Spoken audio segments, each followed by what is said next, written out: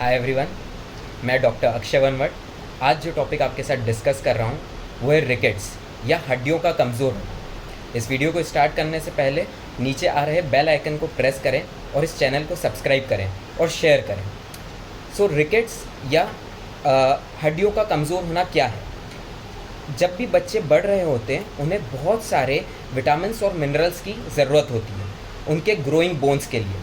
अगर इसमें उन्हें विटामिन्स या मिनरल्स ना मिले तो उनकी हड्डियां कमज़ोर हो जाती हैं। इनमें से कुछ विटामिन मिनरल्स जो स्पेशली हड्डियों के लिए बहुत ज़रूरी होते हैं वो है कैल्शियम, विटामिन डी, फॉस्फोरस। ये हमें यूजुअली न्यूट्रिशन से मिल जाते हैं। अगर हमारे खान पान में इनकी कमी हो तो उसे हम बोलते हैं nutritional deficiency of vitamin D, calcium and leading to nutritional rickets. इस न्यूट्रिशनल रिकेट्स का सबसे बड़ा कारण है कैल्शियम वाली चीज़ों का हमारी डाइट में कम होना, जो यूजुअली दूध और दूध के प्रोडक्ट्स होते हैं। विटामिन डी हमारी बॉडी में सनलाइट की रेस पड़ने से, स्किन पर सनलाइट की रेस पड़ने से बनता है। अगर किसी तरह हमने हमारी बॉडी को फुल्ली कवर कर रखा है या हम घर से बाहर ही नहीं निकल रहे हैं, सनलाइट का एक्सपोजर नहीं हो रहा है, या हमने सनस्क्रीन लगा रखा है, इन सब कारणों से विटामिन डी सनलाइट की रेज़ हमारी बॉडी पे नहीं गिरती है और हमें विटामिन डी की डेफिशिएंसी हो जाती है। अब जब भी कैल्शियम या विटामिन डी की डेफिशिएंसी होती है या कमी होती है तो हमारी बॉडी में कुछ चेंजेस आने लगते हैं। अब इन चेंजेस को हम जल्दी पहचानेंगे तो हम इसे जल्दी ठीक कर सकते हैं और विटामिन डी और कैल्शियम की डेफिशिएंसी से रिकेट्स होने से बच सकते हैं।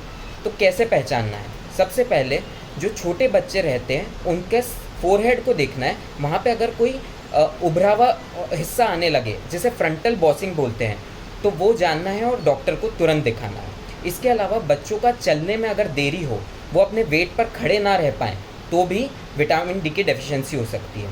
इसके अलावा उनका जो छाती होता है उन पर अगर हमें छोटे छोटे हिस्से उभरे हुए नज़र आएँ, जिन्हें रिकेटिक रोसरी बोला जाता है, तब भी हमें डॉक्टर को दिखाना है। इसके अलावा ये जो रिस्ट होता है, अगर ये रिस्ट या एंकल वाइड होने लगता है तो उसे रिस्ट वाइडनिंग बोलते हैं और वो भी विटामिन डी की डेफिशिएंसी का साइन है। इसके अलावा फ्रीक्वेंट फ्रैक्चर होना, बार बार बच्चों का रोना, हड्डियां कमज़ोर हमें लगना, उनका हाइट ना बढ़ना, या हाथ पैर हमें कुछ अजीब से लगें या टेढ़े लगें, या नॉक नीज हों, बो लेग्स हों, इन सब कारणों में विटामिन डी डेफिशिएंसी होने की संभावना है। इसके अलावा अगर बहुत कमी हो जाती है तो सीजर या अकड़ी या झटका जिसे बोलते हैं वो भी आ सकता है। इन सब में विटामिन डी, कैल्शियम की डेफिशिएंसी होती है, इसलिए हमें सबसे पहले एक एक्सरे और कुछ ब्लड के इन्वेस्टिगेशंस कराने होते हैं।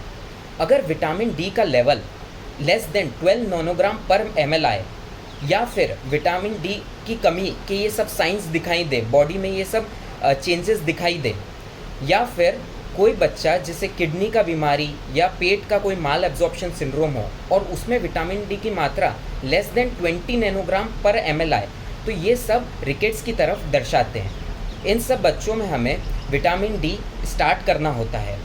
इसके अलावा हम इससे बचा कैसे जा सकता है? तो रेगुलरली आप विटामिन डी लें। जब तक बच्चा 6 महीने या 1 साल का हो, रेगुलर उसमें आप कैल्शियम या मिल्क और मिल्क प्रोडक्ट्स ऐड करें अपनी डाइट में। इसके अलावा डेली थोड़ा ध्यान रखें कि बच्चे नून के टाइम में 11 to 3 के बीच में सनलाइट में एक्सपोज्ड हों। यूजुअली उसमें यूवीबी रेज होती है जो बच्चों के विटामिन डी के लिए बहुत यूज़फुल होती है। इसके अलावा ये ध्यान रखें कि अभी क्योंकि मौसम में बहुत ज़्यादा गर्मी है, बहुत ज़्यादा धूप है, तो थोड़े टाइम के लिए आप ये प्रिवेंट कर सकते हैं, अदरवाइज़ बच्चों को हीट स्ट्रोक भी हो सकता है। अब जब भी बच्चे सनलाइट में जाते हैं तो ध्यान रखें कि उनका बॉडी थोड़ा बहुत एक्सपोज्ड हो, और 17 मिनट्स to 30 मिनट्स 1 साल से छोटे बच्चों में और 1 साल से बड़े बच्चों में 30 to 45 मिनट्स सनलाइट का एक्सपोजर। अगर ये सब बातें with some dietary changes, adequate water intake अगर हम रखें तो बच्चों की हड्डियों को कमज़ोर होने से रोक सकते हैं और इस रिकेट्स जैसी बीमारी से इजीली बचा जा सकता है। इस बीमारी से बचना बहुत ज़रूरी है, अदरवाइज़ आगे चल के बच्चों को चलने में और दौड़ने भागने में बहुत दिक्कत हो सकता है, इसलिए इसे अर्ली पहचानें और ठीक करें। अगर आपको ये वीडियो अच्छा लगा है तो please like, share and subscribe. Bye bye.